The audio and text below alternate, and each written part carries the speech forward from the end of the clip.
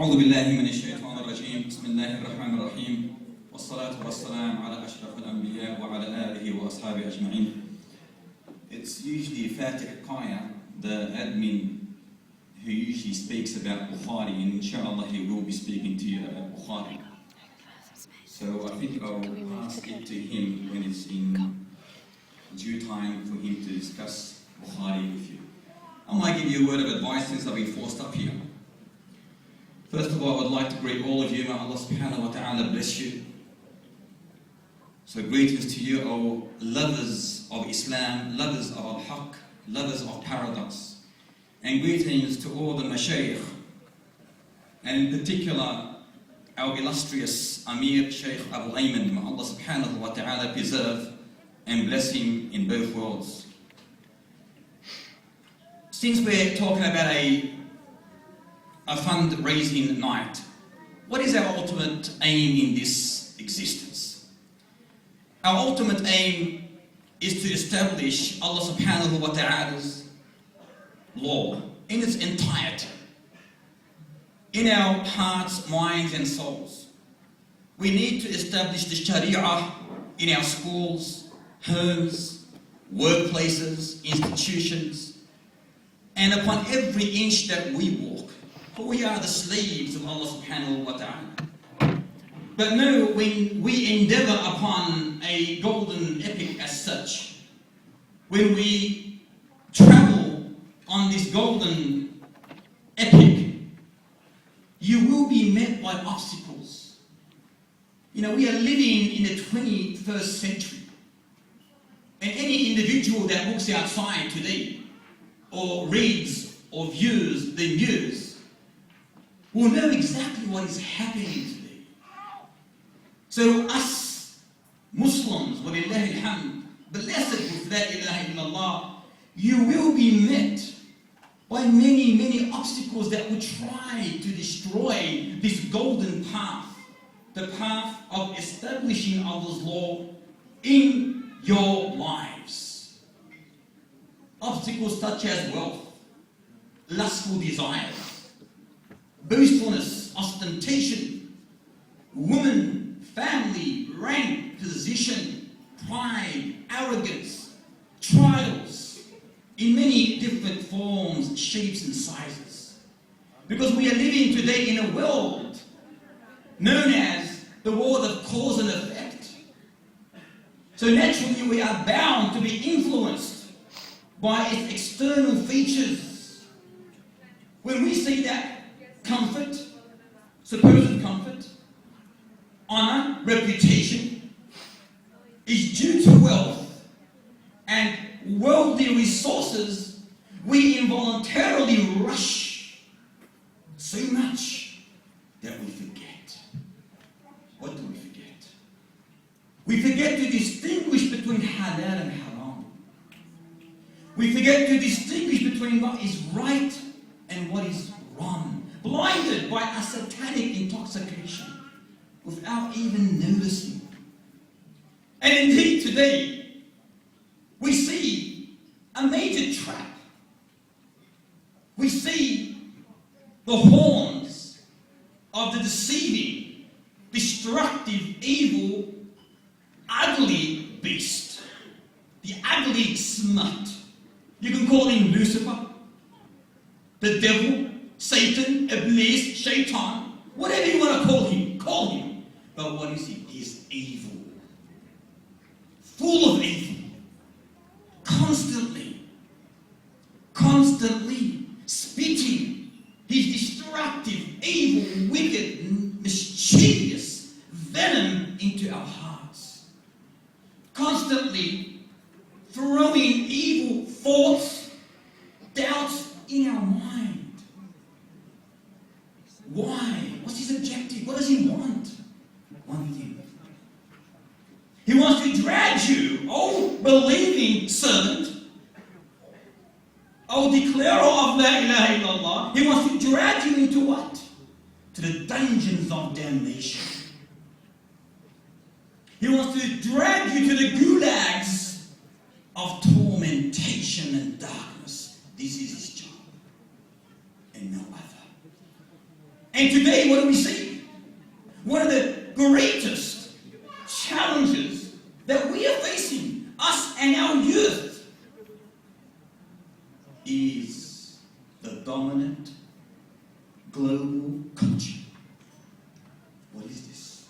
Globalization equals modernization, which definitely equals westernization. We are dealing with a global phenomenon. Open our eyes. Let us open our eyes.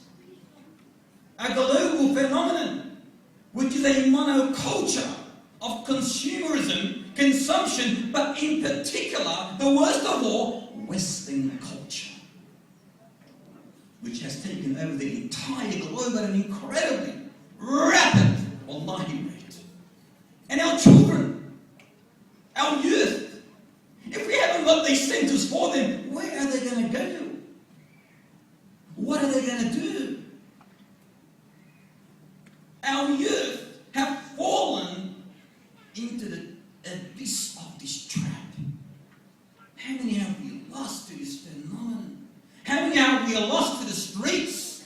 How many have adopted patterns of behavior which is absolutely repulsive, repugnant to anyone that says, La ilaha illallah. This is Satan's work. They need these places. We need to supply them with these places. And if we do not do this and work towards this, we are responsible. Wallahi, we are responsible. We carry their burden. So don't sleep and say there's nothing wrong. There is a major problem. Look at the widespread impact of the mega, monster, devilish propaganda machine. The media. I'm not talking about simply the news, but the overall media. TV, films, movies, electronic media, newsprint, internet, cell phones, magazines, books, newspapers, the list goes on. Spreading the word of haram, spreading the word of ignorance, Shaitan's message, openly displayed in all these destructive elements. Don't sleep. Don't sleep. Analyze, investigate, scrutinize what your kids get up to, where they go, what they watch, what they do, what they learn, what they listen to. It's our duty. Look at the widespread evil of pornography. I call it the leper black death pandemic. That's what I call it. For wallahi, it has resulted in a global epidemic.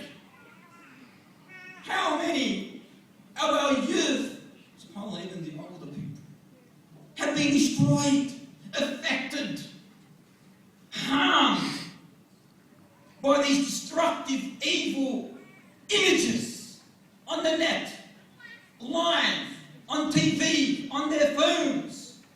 How many?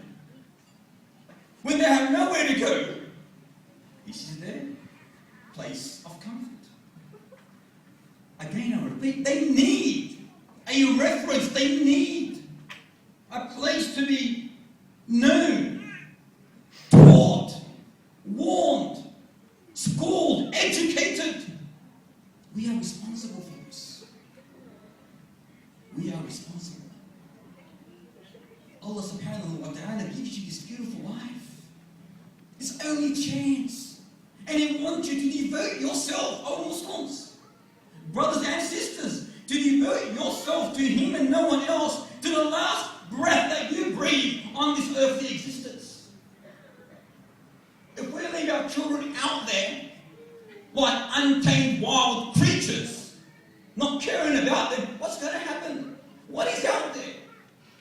The good and the ugly, the good and the bad, the sweet and the sour, the one that worships Allah and the one that worships Shaitan, the one that obeys Allah and the one that obeys Shaitan, the one that fears Allah and the one that fears Shaitan. We all live together side by side in this settling, in this world, on this earthly existence.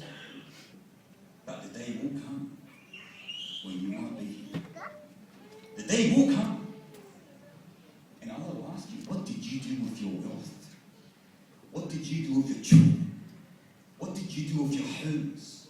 What did you do as a servant of mine? What are you going to say to him? The day will certainly come. Wallahi, it's sad, extremely sad to see. After Allah has blessed us and delivered us onto this earth, He gave us the senses of hearing, touching, smelling, feeling. He gave us these provisions, this risk, our wealth, our homes, everything that we own. Yet we live on this earth with this belief that we only are going to live on this earth. Hence we fall into a major drunken state, a satanic drunken state, and we forget there's an akhirah. But the day will come that you will go back to Him. So it's sad to see those who came here and were left with everything that Allah has given them, and in particular Islam. Allah gave you the greatest blessing, Islam, but to utilize for yourself and not against yourself. So it's sad to see those who come to this life and then live for a few seconds, hence they die, but they don't know why they came. And they don't know where they're going to go thereafter. Sad it is. Sad it is. Brothers and sisters, out there is a major Islamic awakening. A major Islamic awakening.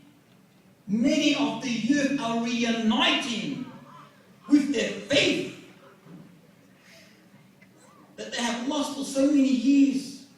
But they need places to cater for them, to enrich them with this beautiful deen. This is your job. This is our job. This is not a job of one person or two people. No. It's the job of every single Muslim who's able.